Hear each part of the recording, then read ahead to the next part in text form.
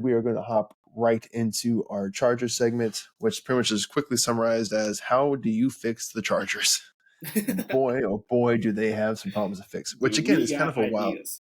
So, yeah. wild concept to me because they just seem like you start listing off the players. They have Khalil Mack and Joey Bosa and Justin Herbert and Keenan Allen and Mike Williams. They have all these fantastic Derwin James, fantastic guys. I didn't want to leave them out. I'm sorry. But then when you start actually looking at the roster, you're like, they are such a top-heavy team. So we're going to start off. We're going to take this problem by problem, see how it goes, and move on from there. So obviously, the biggest problem is the owners. So I'm sorry, I said the Sopranos. Some like rich people. some insert rich person name here owns the Chargers. I'm just kidding. For real. Yeah, no, I'm just kidding. But they're notoriously thought to be very cheap on spending on coaches. They usually are looking for assistants who don't have a whole lot of experience because they're going to come in a lot cheaper than maybe a more veteran coach who previously has had coaching experience or might be a top coordinator that's going to command top dollar. They've tried to always been low budget. You know, they've had obviously Brandon Staley. Before that, they had, oh my gosh, the running back coach now for the 49ers. Oh my gosh. There's too many. I can't even think. Who's the running back coach for the 49ers? No, how many coaches they've had? Not off to a good start for this segment. It's all right. Anthony Lynn. I'm sorry. Anthony Lynn was the head coach. Yeah. Yes. So my question to kind of you is how do you fix the owners being cheap about, I mean, because you're going to need to bring in a good head coach for this. So you can't just keep getting away with, or, you know, trying to put in low cost guys who don't have experience just to save a buck and hope one of them pops off. Yeah. I mean, I don't know. Maybe they need like therapy. Like, I don't know. Like, how do you fix that? How do you fix someone being cheap when you have, you know, billions of dollars to your disposal? I don't know. Like, at some point you gotta want to get a guy in there to like win. Like, I mean, unless they're just okay with having mediocre coaches and underperforming. Like, I think you mentioned it in our other segments. Like, while the GM was there, what's his name again? Tom Telesco. They're under 500, right? And you just listed off, like, they always have talent, right? And then they came up where us fans came up with the phrase, you know, Chargers are going to, you know, be Chargers, right? They're just going to fuck things up. Like, how do you have that much talent and you're okay with, like, oh, yeah, we'll get, like, an underperforming coach in there and they can go 500 and whatever. At some point, you got to want to win, right? I mean, this is all on the owners for putting the wrong guys in, like, place here. I mean, it's nothing that you can really fix. It's just, are you going to cough up the money? And again, like, it's compared to what they have right now in their assets, it's probably pennies on like the dollar, right? The cough up. It might seem to us like, wow, that's a record-breaking contract, but for them, it's like a bucket. It's like a drop in like a bucket. Like, you gotta want to spend that money. You gotta want to see your franchise win. There's nothing that you can really do to change them. You know, they just have to want to like do it. And to further nail in that point, exactly what we're kind of talking about with the coaches, Brandon Staley spent one season as the Rams defensive coordinator before getting the head coaching job with the Chargers. I mean, one season. That's nothing. Can you imagine you get to a job, you spend 1 year, then the next year they make you the CEO of the company? I don't care what position you're going from. There's no way you're going to spend 1 year doing a job and then all of a sudden be qualified to be running the whole goddamn pony show here. Yeah, I agree. Hopefully this has kind of made them stop. Saying them. It's the Spanos family. Hopefully this has made them kind of stop, analyze their process, realize we need to put someone who's got some experience, someone who can handle it. You know, they've been a coordinator for a few years, and make a change and make this a competitive team. But I do want to ask you real quick, which coach do you think they should pursue? Who do you think should be at the top of their list? I mean, I'm going to take an easy way out and say I don't have a name for sure. Obviously, like, Harbaugh is always out there, right? They're always like, "Oh, he's gonna leave college finally." Yeah, sure. Well, I'll believe it when I see it. So obviously, he should be on their short list. If good old Billy in New England gets fired, he probably makes just a short list. But I say I'm gonna take the easy way out because I'm gonna say they need a veteran coach to come in. Like no more like younger coordinators who don't have the experience, but they could pop off and be like your franchise head coach for a decade. Like no more of that. Get a veteran presence in there, a guy who has experience, who's shown that he can do it, and build like the staff from there. So that's like they answer your question. I think they need to change their like strategy, change their like mindset. Go with a guy who you know who could do the job well. No more younger guys. I mean, sure, yeah, we've seen cases where a younger guy pops off and he's doing awesome, and he's great. But with this type of roster, like get a guy in there who is just he has the resume to back up what he says that he can do. Yeah, I really want to emphasize this how terrible and cheap this fucking hire was with Brandon Staley. And I don't mean to sit here and shit on Brandon Staley because he's a person, he's got a wife and kids and family, and it's not fair to him. But I mean, he spent 1 year as defense coordinator for the Chargers. Some other names that were available at the time, primarily being Nick Sirianni, was available when they hired Brandon Staley, and they went with the guy that was the cheapest for relocation costs because he was literally already in the same fucking building. To add insult to injury, I believe it was Anthony Lynn was the head coach before Brandon Staley that they fired. Do you realize who was on Anthony Lynn's staff as I believe it was the offensive coordinator? Who had gotten the most, who had helped Justin Herbert have his best season as a rookie? Shane Steichen. The same Shane Steichen. He was their offensive coordinator. They fired Anthony Lynn. He then went to go coach with the Eagles under Nick Sirianni, turned Jalen Hurts into an MVP candidate. Oh, and then left and went to the Colts to be their head coach. Oh, and now the Colts are killing it with no quarterback, with a no name, Jake Minshew. Yeah. But they're 7-6 in the playoff race after losing their starting quarterback week 3, I think it was. Yeah. You had this man in the building and could have hired him and did not. So just to show how terrible the decision making has been and how cheap the coaching hires have been. As for me, a coach I want to see them bring in, because obviously Shane Steichen's not going to come knocking on the door now. Bring in Ben Johnson. I know we kind of talked about young coaches, whatever kind of a thing, but he's a guy who has multiple years of experience as an offensive coordinator. He's shown to be successful with an average quarterback, a good quarterback, not a great one, in Jared Goff. Mm-hmm. Imagine what he can do with Herbert, what he can do with that offense. Allow him to pay him what he wants. Allow him to come over, sign him to a 6-year deal. And I think would take that opportunity because, again, you get to work with Justin Herbert, which is fantastic. But the Spanos have shown to be patient with head coaches. They didn't fire Brandon Staley after the 27-0 collapse in the playoffs last year. So when you go there, you're getting a leash, unlike the Raiders, to rebuild the roster in your image. I don't mean to take a shot. Yeah. I'm making a reference back to our Raiders segment that we did. Yeah. You're more likely going to get the time to try to get this right. So I would take the money and I would bring in Ben Johnson, allow him to work with that offense to take it to the next level. As for a GM hire, I mean, I'm biased and I really wouldn't want to see this happen. I would want them to bring in, if I was the Chargers, bring in Adam Peters from San Francisco. He's their assistant GM. I think he just got promoted to GM, but there's still John Lynch above him. There's always going to be John Lynch above him. I would call him and see if he's interested in taking the same position where he has full control over everything. There's no one else above him. He's, head of all football operations and everything. He's done a great job with drafting in San Francisco. He's really played a huge pivotal role in nailing some of those later round picks, those depth kind of pieces that the Chargers have been lacking and missing under Tom Telesco, who's done a great job drafting in the first round, but struggled with the rest of the draft. So I think that would be the great hire. Again, you're going to have to open the checkbook up for him to get him to leave San Francisco. You're going to have to open up the checkbook to get Ben Johnson out of Detroit. But if you want to turn that program around, if you want to actually start building a consistent winner down in LA, that's what you do, which leads us into the next problem. They don't have a home field advantage there in Los Angeles. They left their fan base in San Diego, which, I mean, it wasn't even that strong of a fan base in San Diego to begin with. But, and what's going to get people in seats? What's going to get Chargers fans? What's going to make people become Chargers fans and get those butts in seats? Winning. Winning solves that. You solve problem A there by getting the owner to actually open up the checkbook. Problem 2 will solve itself. Or they could have just stayed in San Diego. That's an alternative solution. But what do you think? What can they do to try to improve their home field advantage?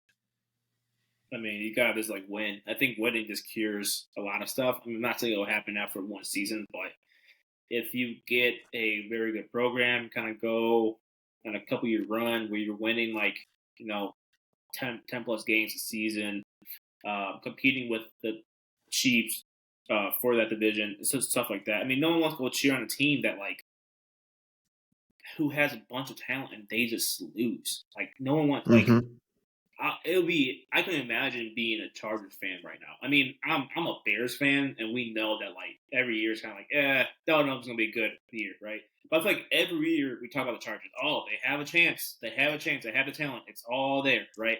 All the resources are there. They're gonna be good, and then they just falter year after year after year. You gotta win games. And to our earlier point, like I think it's safe to say that the Chargers head coaching role will probably be one of, if not the most sought after role. Like that might be number one right now for a head coach, right? You got to open up your checkbook if you're the owner. So you're going to have a bunch of people. Like you don't even have to really like go seek people. You might have people coming after you, be like, hey, I'll open my hat and like the ring, can I interview for this role, blah blah blah. You got to open up your like checkbook, and it all comes back to winning. No one wants to cheer on a team that just performs under expectations every single year. Like that's tough from like a fan standpoint. That's tough. You have all these Pro Bowlers, all Pro players on your roster, and you win like a handful of games. I mean, last year, yeah, they made it to the playoffs, but as you already said, they blew like a 27-0 lead.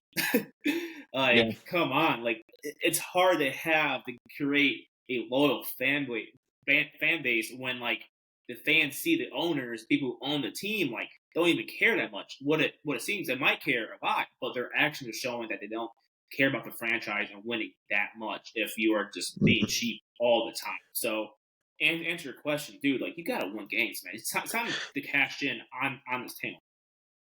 And it goes back to the whole business saying, the more you invest in the company, the more you're going to get back. You're not investing in your team. And I mean, it can be done as simple as running a promotion. Hey, if you come to the game wearing a Chargers jersey, all concessions are 50% off. Great. Just something like that. Something as simple as that to get butts and seats.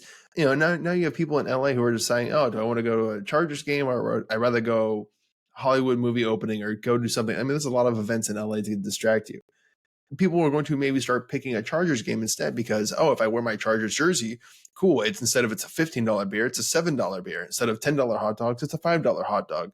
It makes people want to go more than, maybe an alternative that might be twice as much cost wise. Just a little promo like that, something to get Yeah. the people in the seats. It's kind of start getting that kind of home field advantage feeling, which is going to obviously attract, help on the field product. We've seen before how fan noise can play a role in that. Can I say something real quick too to that point? Yeah, of course. This kind of rant like rant. It blows my mind when the owners are cheap and don't want to give a high contract to a coach because like they would easily make that money back if you just win. Yeah, With no like people problem. attending the games, merch, all that stuff, bro. So it In 2 blows seasons. my mind.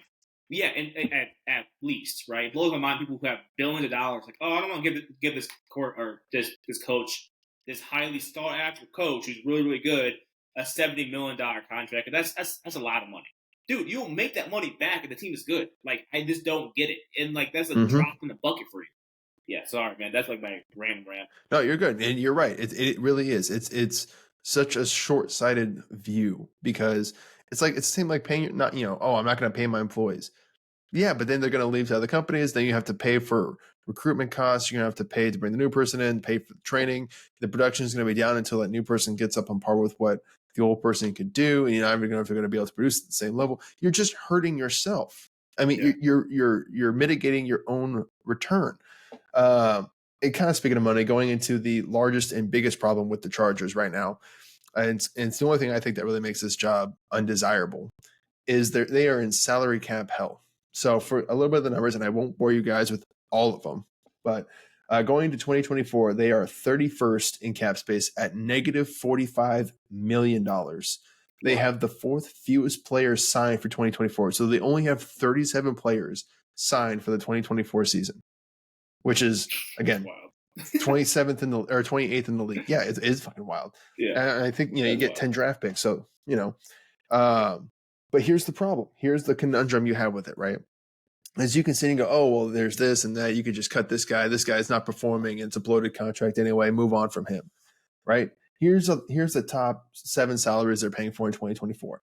Khalil Mack at 38, Joey Bosa at 36, Keenan Allen at 34, Mike Williams at 32, J.C. Jackson, who's no longer on the team, at 21 million, Derwin James at 20 million, and Justin Herbert at 19.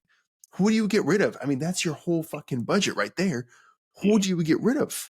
Sure, I mean, the easy solution you could say is, okay, well, we'll move on from Khalil Mack. He's 30, 33, 34, Something like that. Whatever. So that saves you about 20 million. Cool. You're still 24 million fucking dollars over the budget. So who do you get rid of then? Joey Bosa? Keenan Allen? He's 32. Maybe you could trade him, but that still only saves you about 10 to 15 million. Yeah. Mike Williams, who's 30, he's injury prone. No one's going to take him.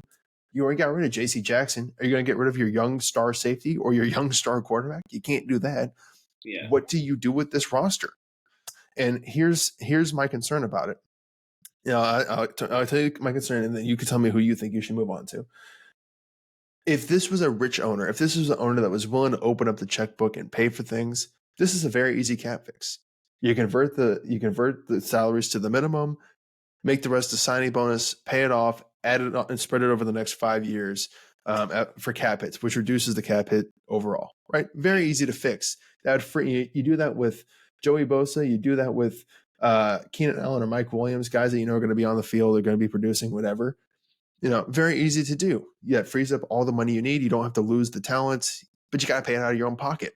Yeah. I don't believe the Spanos family are people that are going to do that. I think they'd rather just keep rolling with what they got. Yeah.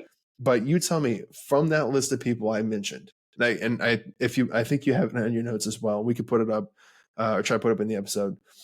Who would you move on? And before I let you speak, I want to have our fans, I want people watching this video, tell us down in the comment section, who do you guys think from the list? Khalil Mack, Joey Bosa, Keenan Allen, Mike Williams, Derwin James Jr., and Justin Herbert. If you're the new Chargers GM, who are you moving on to create cap space? Let us know in the comment section. Give us a like and subscribe. We do this every week. But with that, I'm going to let you answer the question. Who are you getting rid of from that list? Yeah, I mean, from this list, I'm definitely getting rid of Mike and Khalil Mack, honestly. Which sucks because Khalil Mack's going to be another victim of a new regime change. Like, obviously, when Ryan Poles stepped in with the Bears, that was like one of his first moves. Like, okay, we're trading Mack. Even though like Mack's been playing super well too, people haven't been talking about him. I think he has over like 15 sacks right now this season or something like that. Like, I believe so. For as old as he is, he's still like a top 5, top 10 edge. So maybe you can find a team who is trying to make a run for the title, who will just carry his like cap hit and his rest of his like contract, and you can trade him. But yeah, I think you obviously got to keep Bosa. He's younger. I think he's a staple of your defense. Keenan Allen, I know he's a little bit older, but he's still like producing at like a higher level. And obviously, like you have to keep Justin. Like he's your franchise quarterback, right? He's not going anywhere. Yeah. I don't know. You want to hear the? I actually fear. Yeah. Go. I was going to say. So I have Spot Track pulled up right now because I was playing with this last night and I was trying to figure out the most effective way to do this. And you said there's no way you're trading Khalil Mack. Like, not because he's, not a good player. No one's taking on that contract for a 34-year-old. It's not happening. I guess he's producing, but no one's giving up valuable draft capital for that. So best bet, you got to maybe release him. Or maybe you swap him for a 6. Trade him for like a 6th-round pick or something? Like something as cheap as that for his contract? It's like a trade-off? Here's the thing. Would that make sense? Sure. If you're another team, why would you do that? The Chargers have to get rid of players. They have to get under budget. Why would you help them out and send them a pick? Fuck it. Let them release him, and then you can just sign him for whatever you want. Or if you think you're confident we can coerce him to come to our team and offer him a good deal that's going to be better, not as, salary strapped as, $30 million deal, cap figure hit next year. Why would you help him out? So I did, and same thing with Mike Williams, who's 30, but he's injured every single year. It's the biggest complaint about him. He's a good player, but he can't stay healthy. So why would anyone trade for him? I'm not going to pay I take a $32 million cap hit for him for a guy that's going to give me 5-6 games a year. But I do want to bring this up because I pulled it up. So with your decision, and I had to release them, so I released Khalil Mack and Mike Williams according to the Spot Track Build a Roster. The Chargers are still I'm still over the budget by $2 million. So even with that, you still have to make another move, and you still have no money to sign anybody. So you have to get rid of a third player. Your options left are Joey Bosa, Keenan Allen, Derwin James, Justin Herbert, and I'll throw in Corey Lindsey here, who's the center, who's 33 and has a $14 million cap hit. Trying to play him, honestly. So you're going to get rid of the Chargers starting center. Yep. I'm sure Justin loves that. Out of this list, yep. Perfect. So now you have $7 million in cap space. Cool. Go sign 17 players with that. Yeah. Oh, fuck me, dude. And that's why I say it's a tough situation because now you've just lost a guy who had 15 sacks. You're, probably one of the better number 2 receivers in the league, but is injury prone. And now you're starting center. So yeah. Maybe you make it up by trying to sign Connor Williams.